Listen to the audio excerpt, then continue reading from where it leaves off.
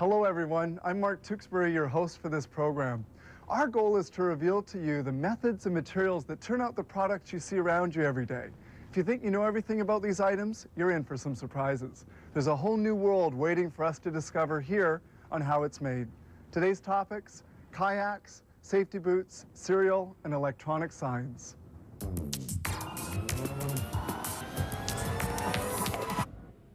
It's a therapeutic deadly poison. Seems contradictory, but that's the case with certain snake venoms used in homeopathic medicine.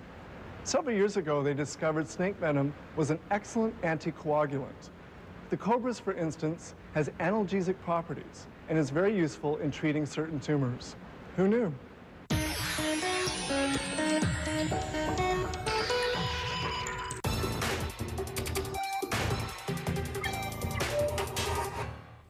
In days gone by, kayaks were used primarily for hunting. Now, modern-day kayaks are marvels of molded plastic available for all sport enthusiasts.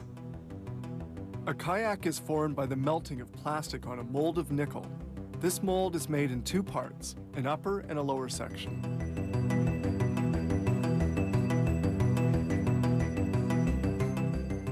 The surface of the mold is perfectly smooth and has a mirror finish that guarantees an excellent luster. The graphics are laid on the mold before molding begins. This way, they're well impregnated in the plastic. It's an operation that requires quite some dexterity because, contrary to self-adhering stickers, these graphics can't be lifted off if they haven't been well positioned. This is the yellow powder they're going to melt, linear polyethylene. It comes in several colors. The amount of powder to be melted is determined by the kayak model to be made.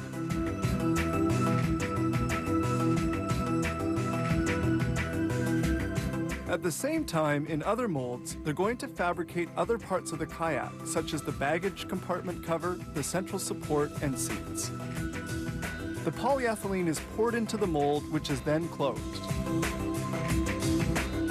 All the other molds are closed as well.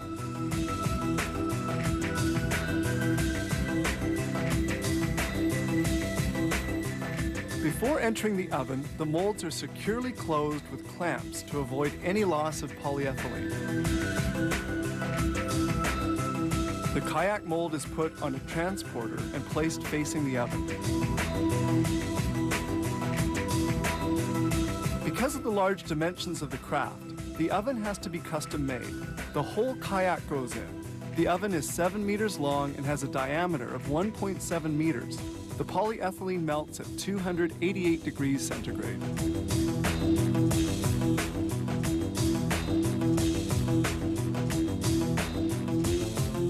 To completely distribute the powder throughout the mold, it pivots on several axes. It turns on itself while the oven oscillates 30 degrees towards the front and rear.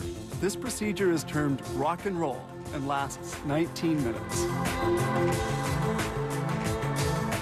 Cooking is now over and the mold exits the oven, but the plastic has to cool in order to solidify.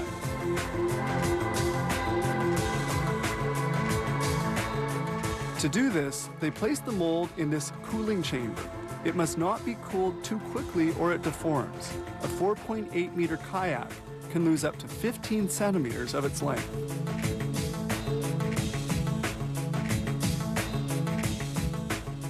Now the cover of the mold is lifted off.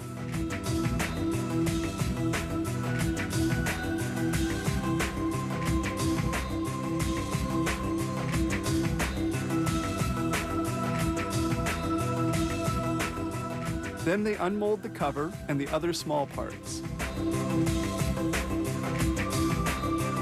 The kayak is finally unmolded. Now they can proceed to machining it.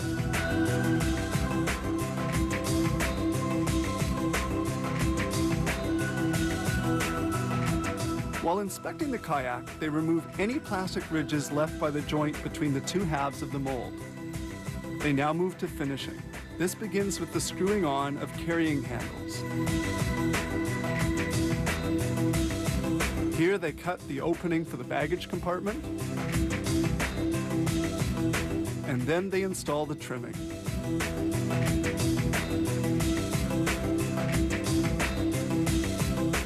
The The central support is positioned. It plays an important role because it links the bottom and top portions of the craft.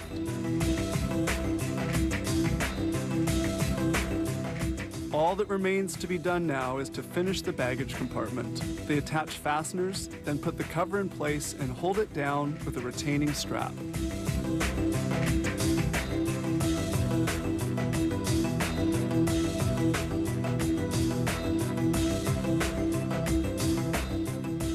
Finally, the kayak is packaged, ready for delivery. This company makes 12 kayak models of various dimensions.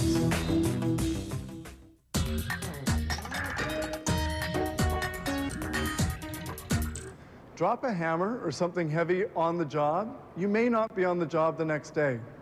But if you're wearing a pair of sturdy work boots, chances are you'll be just fine. Work boots are made from cowhide, which has undergone mineral tanning and finishing tanning. A waterproofing treatment completes the preparation. Let's follow the process. This machine is a shaver. It evens up the hide and opens its pores before it receives other appropriate treatments.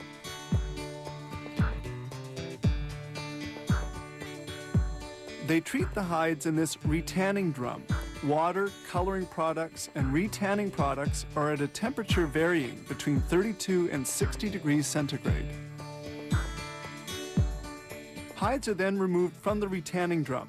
The leather will then be vacuum dried for 2 minutes at a temperature of 70 degrees. Then the hide will be hung for 24 to 48 hours. Here the hide is stretched on a vacuum drying plate. It's evened out to get rid of any creases.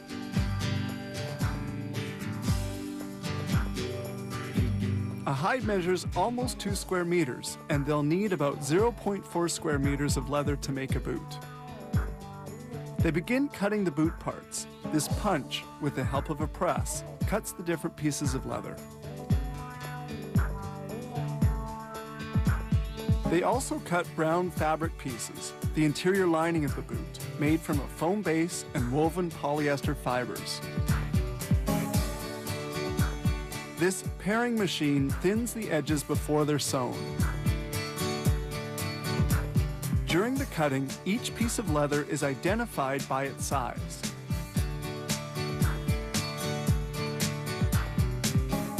They now begin assembly of the boot. The 2 sides of the boot are sewn together on this machine.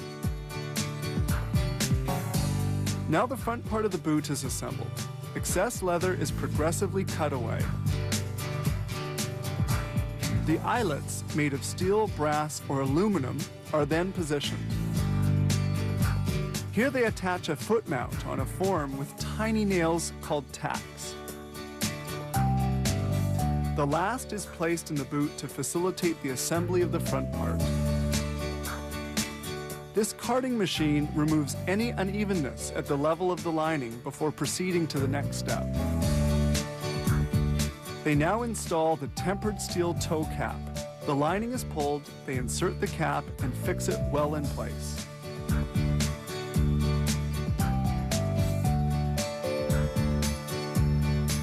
The leather is folded beneath the boot, the bottom secured with a tack, and the sides fastened with hot glue on this seat-inside lasting machine. The boot front is now finished. We get a good view of the application of the hot glue.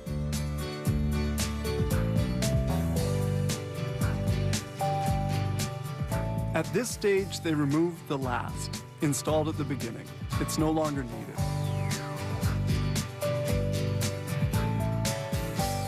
Now the sole will be installed. The heel core is of pine. It's put onto the sole, which will soon be secured into place. Here they proceed with machining and welding of the rubber sole to the boot tip. It's called vulcanization, done at a temperature of 165 degrees, and the sole is solidly installed. This machine sands the edges of the sole to eliminate any vulcanization residue. They also apply a sealant. They now place an insole inside the boot.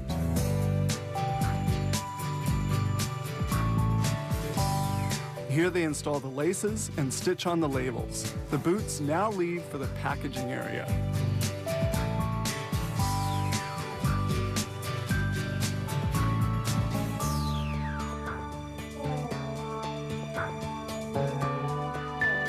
Building a pair of boots required no less than 123 different fabrication steps, including packaging. Each pair needs 101 meters of nylon, cotton, and polyester threads, and close to a square meter of thick and rugged leather.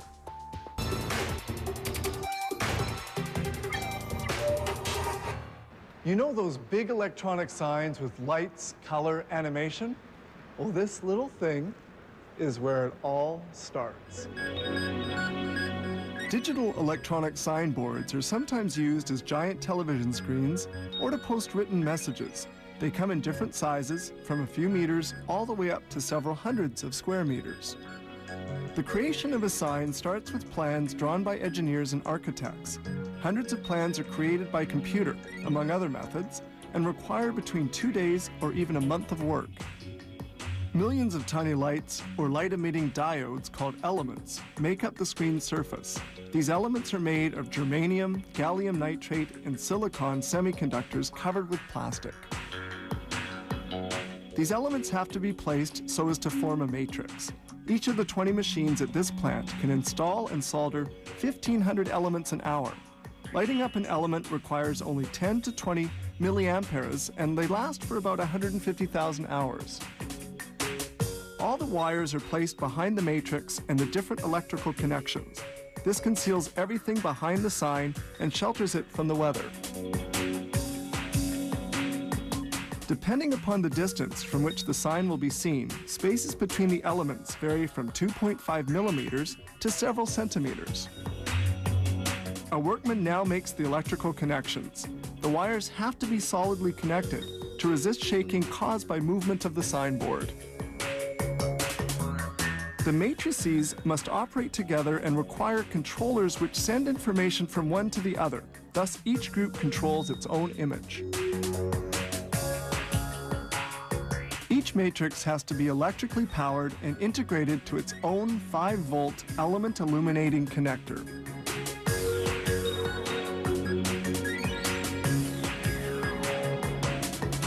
Sometimes the matrices are made in 2 pieces, one supporting the elements and the other having the components. In this case, it simply requires 2 cards to establish the contact.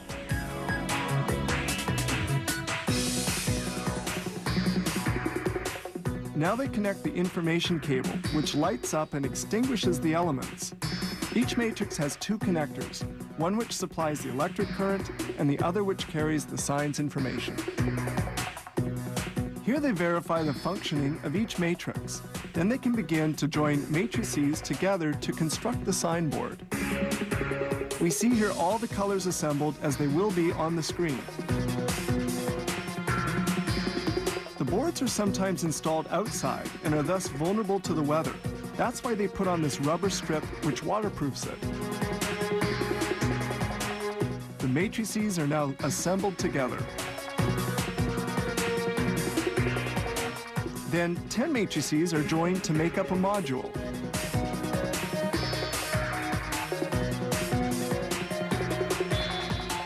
At this stage, they insert the signboard conductor.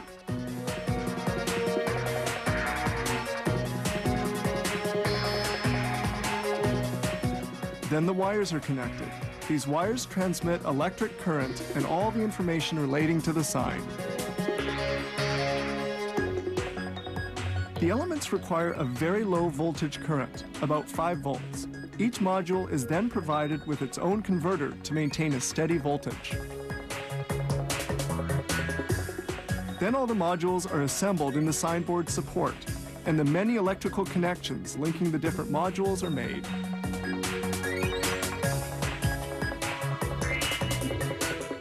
This gigantic signboard is a composition of 35 modules and 12 matrices. The signboard is almost finished. They now check the color, the luminosity, and the resolution of the screen.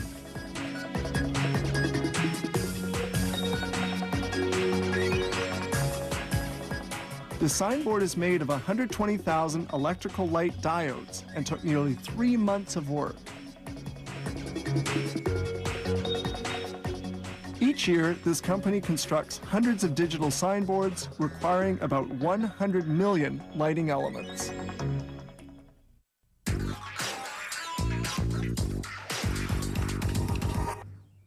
I've never been an early riser, but hey, I've got to eat. So I have a bowl for breakfast, a snack bar on the run. Thankfully, the goodness of cereal comes in many forms.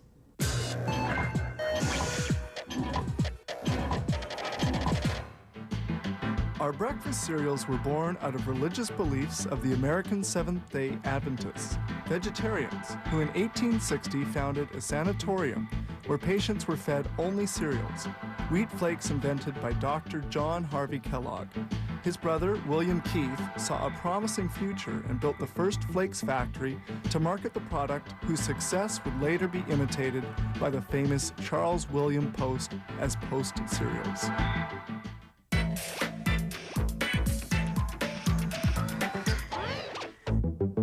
The making of frosted corn flakes starts in this cooker. The corn kernels are cooked here for 2 hours and 20 minutes.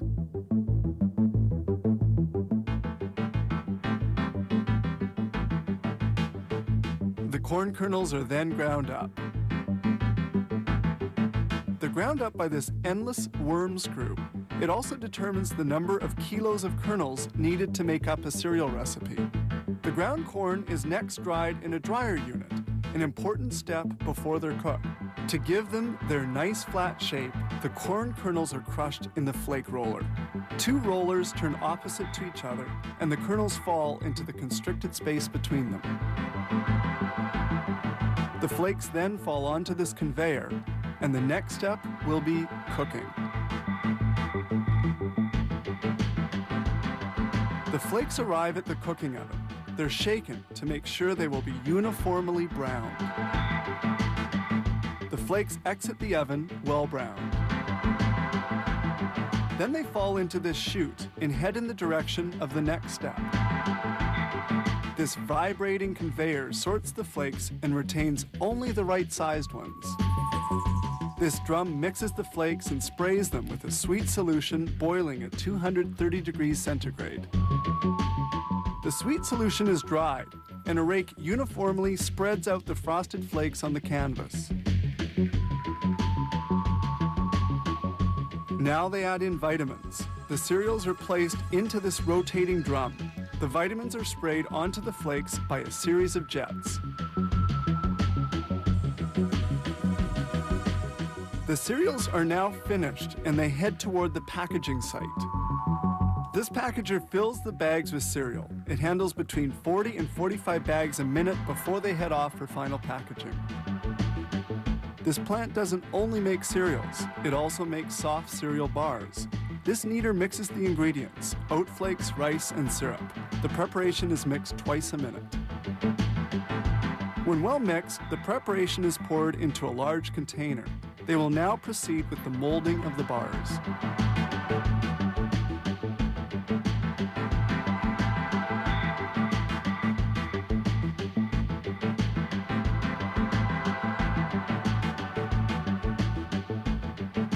The contents of the bin are emptied onto a conveyor, and then the preparation is spread out. Here they add chocolate chips to the preparation.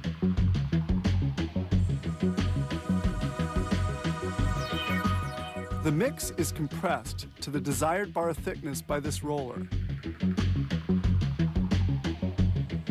The bar separator then divides the mix into 35 equal strips. And then a guillotine cuts the bars to their proper length.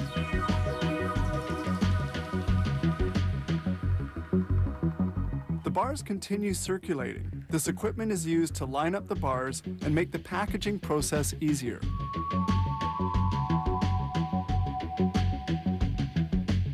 Side by side, the bars are here turned so that they run one behind the other. This roller applies a delicious caramel fondant to the bars. This caramel fondant then cools and sets.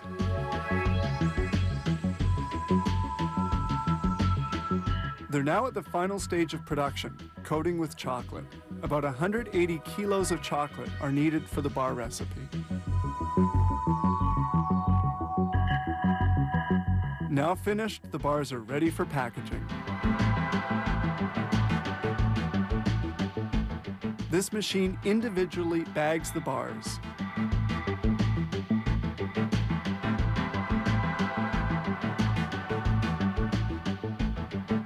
Finally, they proceed with the packaging. These tasty bars will be enjoyed by children as well as adults.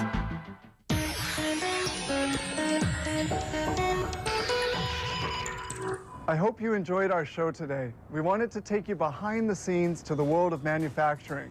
I'm Mark Tewksbury. See you next time on How It's Made.